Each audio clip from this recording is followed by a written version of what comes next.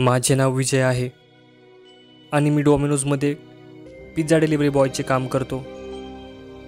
मागच्या 6 वर्षांपूर्वी माझ्यासोबत एक भुताटकी घडली होती, ज्यानंतर खूप दिवस मी मेंटली डिस्टर्ब झालो होतो। मी तो प्रसंग आज तुमच्याशी शेअर करणार आहे। 3 वर्षांपूर्वी मी सोलापूरच्या एका कॅफेमध्ये डिलिव्हरी बॉयचे काम करत होतो। त्या दिवशी त्या कॅफेमध्ये डिलिव्हरी बॉय म्हणून माझा कामाचा पहिलाच दिवस होता।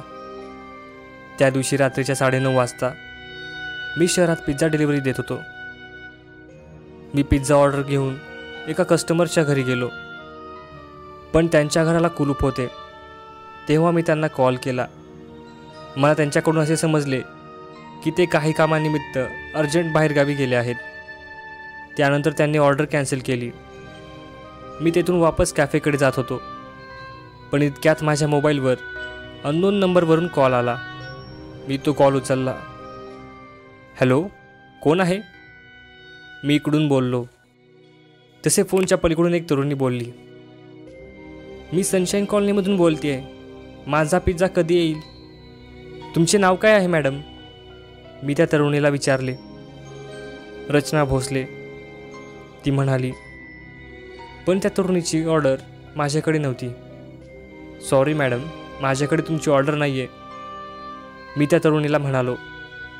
अरे, काय चेष्टा करताय?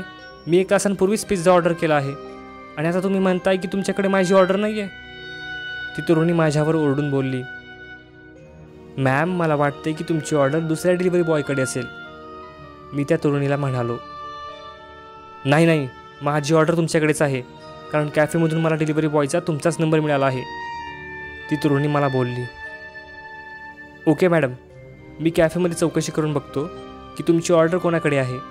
आणि एवढे बोलून मी फोन ठेवला आणि कॅफेमध्ये चौकशी केली की रचना भोसले या नावाच्या मुलीची ऑर्डर कोणाकडे आहे। तेव्हा मला कॅफेतून समजले की रचना भोसले या नावाची कोणतीही ऑर्डर आलीच नाही आहे। तेव्हा मी कॅफेच्या मॅनेजरला सांगितले की पहिल्या कस्टमरने पिझ्झा ऑर्डर कॅन्सल केली आहे, त्यामुळे मी तो पिझ्झा त्या मुलीला डिलिव्हर केला तर चालेल का? तेव्हा मॅनेजर म्हणाला, चालेल, काही हरकत नाही, पण तिच्याकडून पैसे मात्र घे। त्यानंतर मी फोन ठेवला आणि त्या तरुणीला कॉल केला। मॅम, तुमचा डिलिव्हरी ॲड्रेस या नंबरवर मेसेज करा, मी काही वेळातच तुमचा पिझ्झा घेऊन तुम्ही दिलेल्या ॲड्रेसवर पोहोचतो। त्यानंतर त्या मुलीने मला डिलिव्हरी ॲड्रेस सेंड केला। सनशाईन कॉलनी, वसुंधरा निवास। सनशाईन कॉलनी शहराच्या बाहेर होती। तो एरिया एक डेव्हलपिंग एरिया होता, जिथे नुकतेच शहर वसायला सुरू झाले होते। रात्रीच्या 10 वाजता मी सनशाईन कॉलनीमध्ये वसुंधरा सदन बाहेर पोहोचलो। ते घर त्या कॉलनीच्या बाहेर होते, त्यामुळे ते घर शोधण्यासाठी मला खूप वेळ लागला। घर खूपच जुने होते, घराचा रंग उडून गेला होता। ते कदाचित त्या एरियामधले सर्वात जुने आणि पहिले घर होते। मी गेट उघडून आत गेलो। बंगल्याच्या बाजूलाच एक मोठे वडाचे झाड होते, ज्याच्या फांद्या बंगल्याच्या छतावर पसरल्या होत्या। तो परिसर एकदम सामसूम होता। मी डोरबेल वाजवली आणि दरवाजा उघडण्याची वाट बघू लागलो, पण तोच त्या घरातून एका तरुणीच्या ओरडण्याचा आवाज येऊ लागला। वाचवा, मला कोणीतरी वाचवा! ती मुलगी रडत रडत मला मदत मागत होती।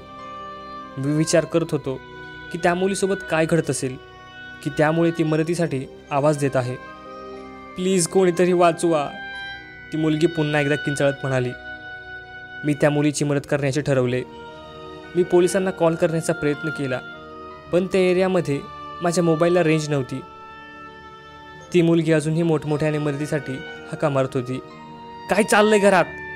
मी मोठ्याने ओरडलो आणि दरवाजावर लाथ घातली। तसा घराचा दरवाजा ताडकन उघडला, म्हणजे घराचा दरवाजा उघडाच होता। तेव्हा माझ्या डोक्यात उजेड पडला। कदाचित ती मुलगी आज घरी एकटीच आहे आणि ती दरवाजा बंद करायचा विसरली असेल, आणि कदाचित एखादा चोर घरात घुसला असेल आणि तो तिच्यावर जबरदस्ती करायचा प्रयत्न करत आहे। मी मनातल्या मनात बोललो। मी आजूबाजूला बघितले, तसे मला भिंतीच्या कडेला एक लोखंडी रॉड दिसला। मी तो रॉड उचलला आणि घरात घुसलो। वाचवा! ती मुलगी पुन्हा एकदा ओरडली। तो आवाज दुसऱ्या मजल्यावरील एका बेडरूममधून येत होता। मी पायऱ्या चढून त्या बेडरूमच्या बाहेर पोहोचलो। त्या बेडरूमचा दरवाजा उघडाच होता, पण आतील लाईट्स बंद होत्या त्यामुळे मला आतले काहीच दिसत नव्हते.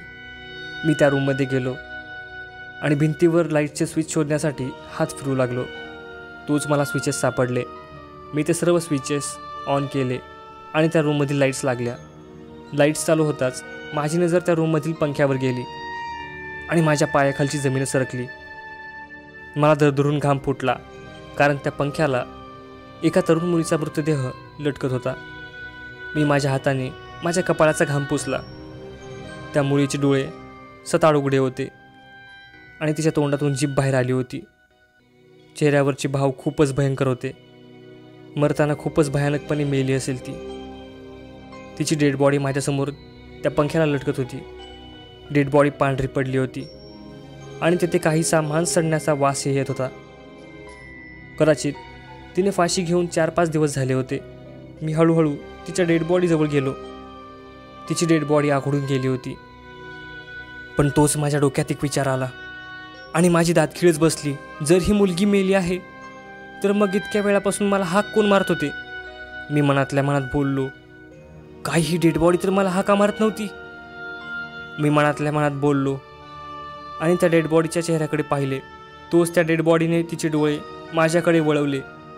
तिच्या गळ्यातली दोरी अचानकपणे तुटली आणि तिने माझ्या अंगावर झेप घेतली. मी जमिनीवर आपटलो आणि ती डेड बॉडी माझ्या छाताडावर बसली. भूत! मी मोठ्याने ओरडलो. तसे तिने माझा गळा तिच्या हातांनी घट्ट आवळला. माझा जीव गुदमरत होता. असे वाटत होते की माझ्या शरीरातून हळूहळू माझा जीव बाहेर जात आहे. माझे शरीर थंडगार पडले आणि माझे अवसान गळून गेले. मला माझा मृत्यू माझ्यासमोर दिसत होता. मला वाटले की तो माझा शेवटचा दिवस आहे. पण माझे काही मरायचे वय नव्हते.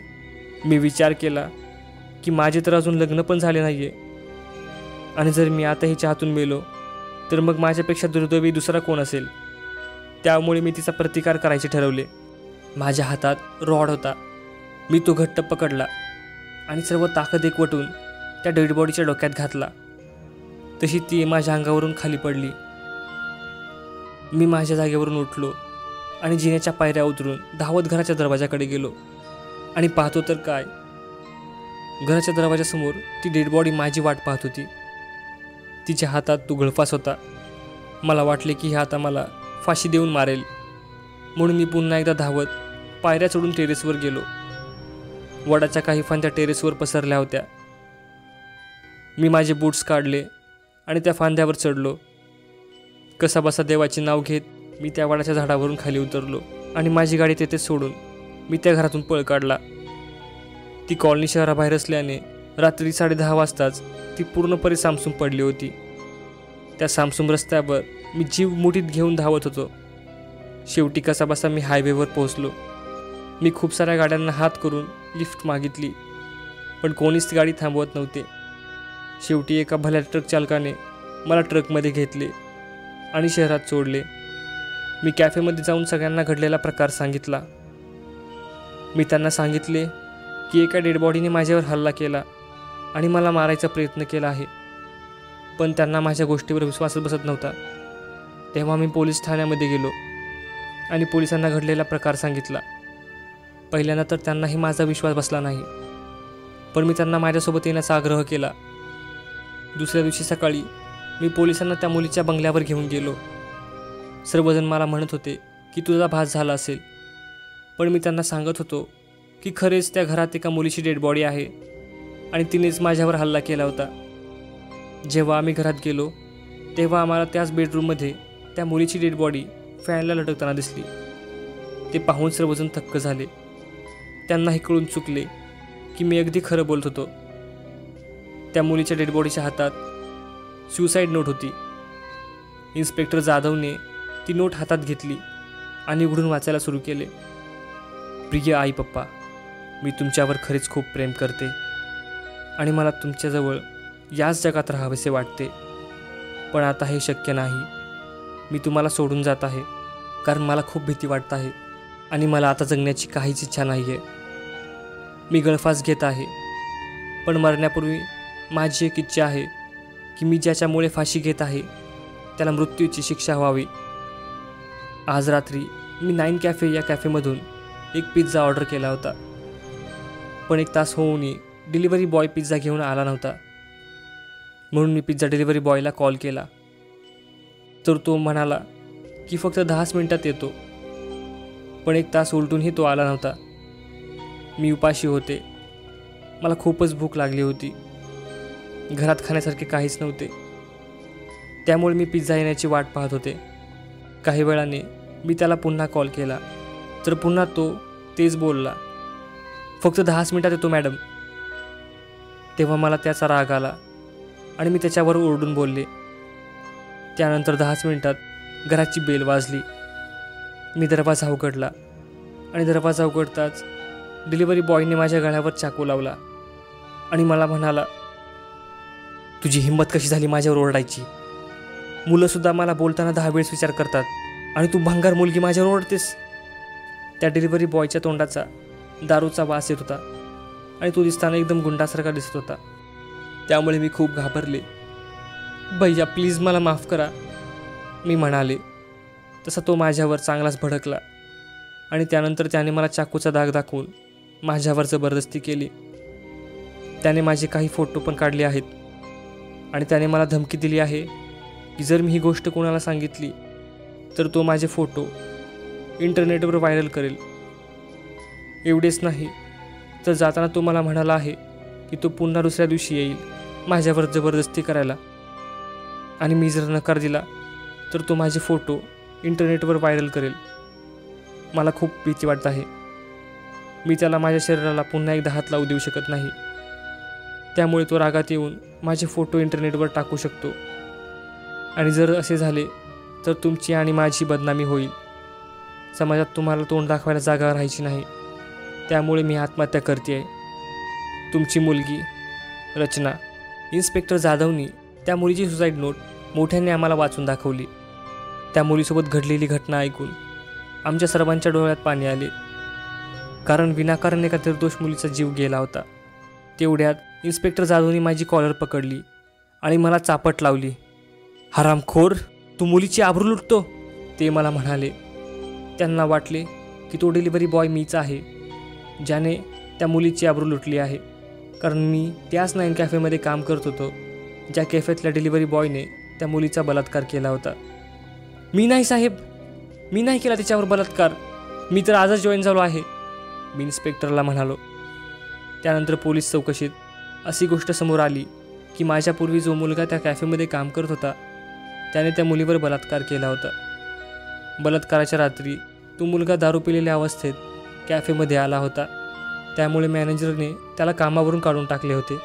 त्याला कामावरून काढून टाकल्यानंतर ठीक 2 दिवसांनी मी त्याच्या जागेवर जॉईन झालो होतो. त्या मुलीचे आईवडील आठवडाभर काही कामानिमित्त बाहेरगावी गेले होते आणि ती मुलगी घरी एकटीच होती. त्यामुळे तिची डेड बॉडी 2 दिवसांपासून त्याच घरात सडत होती, पण तिची आत्मा अजूनही त्याच घरात होती. तिला त्या डिलिव्हरी बॉयला मारून स्वतःच्या मृत्यूचा बदला घ्यायचा होता. त्यामुळे तिने त्याच मोबाईल नंबरवर कॉल केला जो त्या डिलिव्हरी बॉयकडे होता, पण त्याच्या काम सोडल्यानंतर तो मोबाईल माझ्याकडे आला होता आणि मी तिच्या घरी ऑर्डर घेऊन गेलो होतो. तिच्या आत्माने मला मारायचा प्रयत्न केला, कारण तिला कदाचित वाटत होते की सर्व डिलिव्हरी बॉय सारखे असतात, पण बघायचे झाले तर तसे काहीच नसते. कारण अपराधाचा ठराविक व्यवसाय नसतो. अपराधी तर कोणीही असू शकते, मग तो डिलिव्हरी बॉय असो वा डॉक्टर, इंजिनियर, शिक्षक, पोलीस, कोणीही. मित्रांनो, कंजूसपणा करू नका आणि पटकन आमच्या चॅनलला सबस्क्राईब करा, कारण पिझ्झा डिलिव्हरीवर अजून एक व्हिडिओ आमच्या चॅनलवर येणार आहे. तर भेटूयात पुढच्या व्हिडिओमध्ये. तोपर्यंत धन्यवाद.